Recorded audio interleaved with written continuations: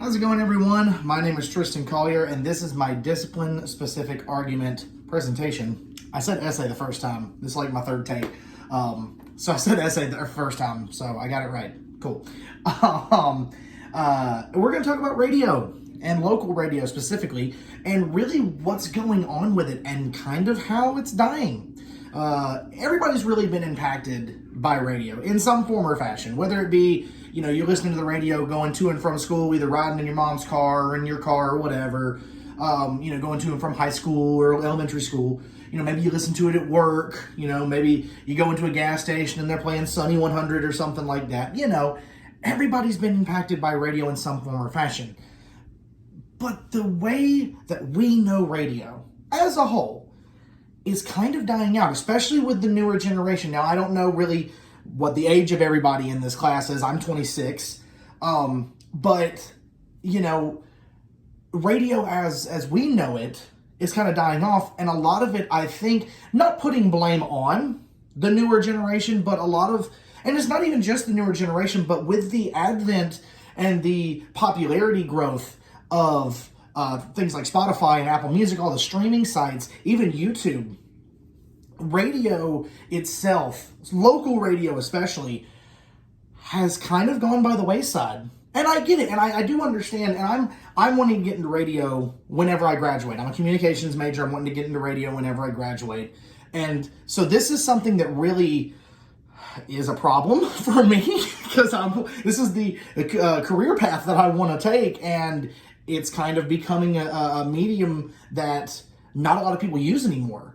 TV's still there, your local TV's still there, and I feel like that's always going to be there because people always want to see the local news. With radio, talk radio is one thing, but like as far as like secular FM playing music radio, it's not as, prominent as it used to be. Even you say 20 years ago, maybe not even 20, like 10 years ago, because people are listening to playlists on Spotify or their, favorite music on Spotify, and I get it. I'm a Spotify fan myself. I have an account, whatever. And yes, it is a lot easier to tune into my Spotify or to just click it on my phone and, type in whatever song I want to listen to, whatever band I want to listen to, and listen to that album, or make a playlist myself or whatever, as opposed to, listening to the radio and hoping that a song that I like comes on and then also having to sift through commercials. I get it. But at the same time, there has to be a way. And it took me a while to kind of figure this out. Professor Holt Odell will be able to tell you, it took me a little while to kind of figure out how to fix this, how to kind of bring the newer generation into listening to local radio. Because here's the thing, guys, is that if local radio dies out, your favorite local businesses, they don't have as many places to advertise. Now, granted, a lot of advertising is going online, and a lot of advertising is going onto Facebook and YouTube and all the social media platforms. I get it.